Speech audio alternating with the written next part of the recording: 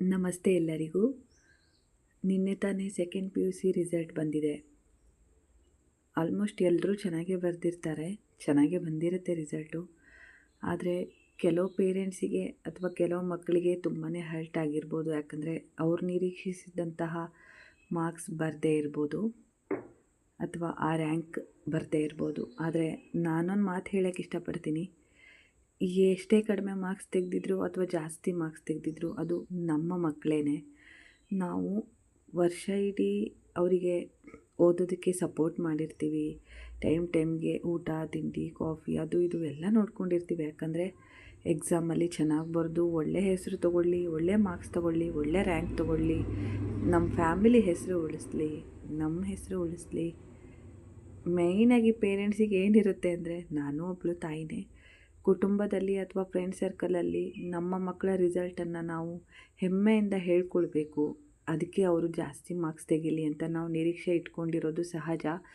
ಆದರೆ ನಾವು ನಿರೀಕ್ಷೆ ಮಾಡಿದಷ್ಟು ಬರದೇ ಇದ್ದಾಗ ನಮಗೆ ಖಂಡಿತ ನೋವಾಗುತ್ತೆ. ಆದರೆ ನಾನೇನು ಕೇಳ್ತೀನಿ ಅಂದರೆ, ಆ ನೋವನ್ನು ನೀವು, ಆ ಹತಾಶೆನ, ಆ ಸಿಟ್ಟನ್ನು ನೀವು ಮಕ್ಕಳ ಮೇಲೆ ತೋರಿಸ್ಬೇಡಿ. ಯಾಕಂದರೆ ಅವ್ರ ಮೈಂಡಲ್ಲಿ ಅವ್ರ ಕೆಪಾಸಿಟಿ ಎಷ್ಟಿರುತ್ತೆ ಅಷ್ಟು ಖಂಡಿತ ಓದಿರ್ತಾರೆ, ಅವರು ಅದನ್ನು ಬರೆದಿರ್ತಾರೆ ಎಕ್ಸಾಮಲ್ಲಿ. ಆದರೆ ಅಷ್ಟೇ ಮಾರ್ಕ್ಸ್ ಬರಲಿ, ಇಷ್ಟೇ ಮಾರ್ಕ್ಸ್ ಬರಲಿ ಅಂತ ನಾವು ತೀರಾ ಅವ್ರ ಮೇಲೆ ಒತ್ತಾಯ ಹೇರೋದು ನನ್ನ ಪ್ರಕಾರ ತಪ್ಪು. ಯಾಕಂದರೆ ಇವಾಗ ಎಜುಕೇಷನ್ ತುಂಬ ಇಂಪಾರ್ಟೆಂಟು. ಎಲ್ಲೇ ಹೋದರೂ ಎಜುಕೇಷನ್ ಬೇಕು, ನನಗೆ ಗೊತ್ತು. ಆದರೂ ಕೂಡ ನಾವು ಅವ್ರು ಪಡ್ತಾ ಇರೋ ಕಷ್ಟಕ್ಕೆ ನಾವು ಬರೀ ತಿಂಡಿ ಊಟ ಕೊಟ್ಟು ಅಥವಾ ಅವ್ರನ್ನ ಕೇರಾಗಿ ನೋಡಿಕೊಂಡ್ರೆ ಸಾಲದು. ಅವ್ರ ಹತ್ರ ಕೂತ್ಕೊಂಡು ಆ ಮಕ್ಕಳಿಗೆ ಏನು ಕಷ್ಟ ಆಗುತ್ತೆ, ಯಾವ ಸಬ್ಜೆಕ್ಟ್ ಕಷ್ಟ ಆಗುತ್ತೆ, ಅಥವಾ ಅವನಿಗೆ ಯಾವ ಒಂದು ವಿಷಯದ ಬಗ್ಗೆ ಅವನಿಗೆ ಕಷ್ಟ ಆಗುತ್ತೆ, ಅದನ್ನು ನಾವು ಸದಾ ಅವಾಗವಾಗ ತಿಳ್ಕೊಳ್ತಾ ಇರಬೇಕು. ಆ್ಯಕ್ಚುಲಿ ಮಕ್ಕಳ ಜೊತೆ ನಾವು ತಂದೆ ತಾಯಿಯಾಗಿ ವರ್ತಿಸೋದಕ್ಕಿಂತ ಫ್ರೆಂಡಾಗಿ ನಡ್ಕೊಳ್ಬೇಕಾಗತ್ತೆ. ಎಕ್ಸಾಮ್ ಹತ್ತಿರ ಬಂದಾಗ ನಮಗೂ ಟೆನ್ಷನ್ ಇರುತ್ತೆ. ಆ ಟೈಮಲ್ಲಿ ನಾವು ಅವ್ರ ಮೇಲೆ ತುಂಬ ಒತ್ತಡ ಹೇರೋದಾಗಲಿ, ಅವರಿಗೆ ಟೈಮ್ ಟು ಟೈಮ್ ಊಟ ತಿಂಡಿ ಕೊಟ್ಟ ತಕ್ಷಣ ಅವ್ರು ಚೆನ್ನಾಗಿ ಓದಲ್ಲ. ಆದರೆ ಅವರಿಗೆ ಓದೋದಕ್ಕೆ ಏನು ಬೇಕು ಅದನ್ನು ಕೂಡ ನಾವು ಪೂರೈಸಬೇಕಾಗತ್ತೆ. ಕಡಿಮೆ ಮಾರ್ಕ್ಸ್ ಬಂದ ತಕ್ಷಣ ಕೆಲವು ಪೇರೆಂಟ್ಸ್ ಅತ್ತೇ ಬಿಡ್ತಾರೆ. ಆ ಅಳುನ ಅವರು ಮಕ್ಕಳ ಮೇಲೆ ಹಾಕ್ತಾರೆ. ಹೀಗಾಗಿ ಕೆಲವು ದುರ್ಘಟನೆಗಳು ನಡೆಯುತ್ತೆ. ಆದರೆ ನಾನೇನು ರಿಕ್ವೆಸ್ಟ್ ಮಾಡ್ತೀನಿ ಅಂದರೆ, ಕಡಿಮೆ ಮಾರ್ಕ್ಸ್ ಬಂದಾಗ ಅದು ಯಾಕೆ, ಏನು, ಯಾಕೆ ಹಾಗಾಯಿತು ಅಂತ ದಯವಿಟ್ಟು ಒಮ್ಮೆ ಕೌನ್ಸಿಲಿಂಗ್ ಮಾಡಿ. ನೀವೇ ಎಲ್ಲೂ ಹೊರಗಡೆ ಕರ್ಕೊಂಡು ಹೋಗಬೇಕಾಗಿಲ್ಲ. ಆವಾಗ ಆ ಮಗುಗೆ ಅಯ್ಯೋ ನನಗೆ ಇನ್ನೊಂದು ಚಾನ್ಸ್ ಕೊಟ್ಟರು ನನ್ನ ಪೇರೆಂಟ್ಸ್ ಅಂತ ಅವರು ಇನ್ನೊಂದು ಸಲ ಎಕ್ಸಾಮ್ ಬರೆಯೋದು ಅಥವಾ ಇನ್ನು ಇಂಪ್ರೂವ್ ಆಗೋದು, ಇಂಥ ಒಂದು ಸಂದರ್ಭ ಹುಟ್ಕೊಳ್ಳುತ್ತೆ.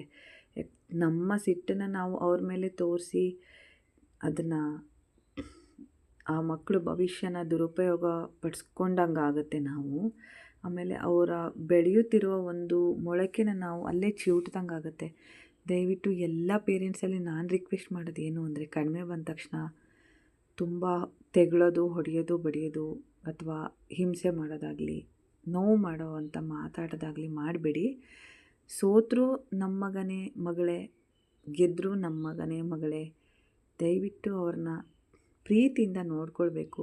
ಯಾರೋ ಒಂದು ಹುಡುಗಿ ಅಥವಾ ಹುಡುಗ ಫಸ್ಟ್ ರ್ಯಾಂಕ್ ಬಂದ, ರಾಜ್ಯಕ್ಕೆ ಫಸ್ಟು ಅಂತ ಟಿ ವಿನೆಲ್ಲ ತೋರಿಸುವಾಗ ನಮಗೆ ಕಡಿಮೆ ತಗೊಂಡಿರೋ ಪೇರೆಂಟ್ಸ್ಗೆ ಸಂಕಟ ಆಗ್ಬೋದು.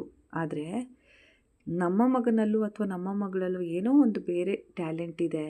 ನಾವು ಅದಕ್ಕೆ ನೀರು ಹಾಕಿ ಪೋಷಣೆ ಮಾಡಬೇಕೇ ಹೊರತು ಅದನ್ನು ಬೇರೆ ಮಕ್ಕಳ ಜೊತೆ ಕಂಪೇರ್ ಮಾಡಿ ನಮ್ಮ ಮಕ್ಕಳನ್ನ ಡಿಗ್ರೇಡ್ ದಯವಿಟ್ಟು ಮಾಡಬೇಡಿ.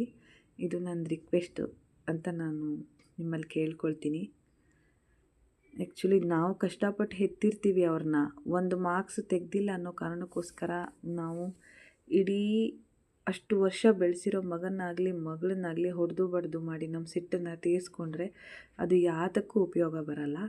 ಎಲ್ಲಿ ಎಡವಿದ್ದಾರೆ ಅಥವಾ ಏನು ತಪ್ಪಾಗ್ತಿದೆ ಅನ್ನೋದನ್ನು ನಾವೇ ಕಂಡು ಹಿಡಿದು, ತಾಯಿಯೇ ಮೊದಲ ಗುರು ಅಂತಾರೆ, ಜೊತೆಗೆ ತಂದೆನೂ ಕೂಡ. ನಾವು ಮೊದಲು ಅವ್ರ ಕಷ್ಟನ ಅರ್ಥ ಮಾಡಿಕೊಂಡು ಅವ್ರ ಸಮಸ್ಯೆಗೆ ಪರಿಹಾರನ ಕಂಡು ಹಿಡಿದ್ರೆ ಖಂಡಿತ ಯಾವ ಮಕ್ಕಳು ಕೂಡ ಕೆಟ್ಟ ಯೋಚನೆ ಮಾಡಲ್ಲ ರಿಸಲ್ಟ್ ಕಡಿಮೆ ಬಂತು ಅಂತ. Thank you.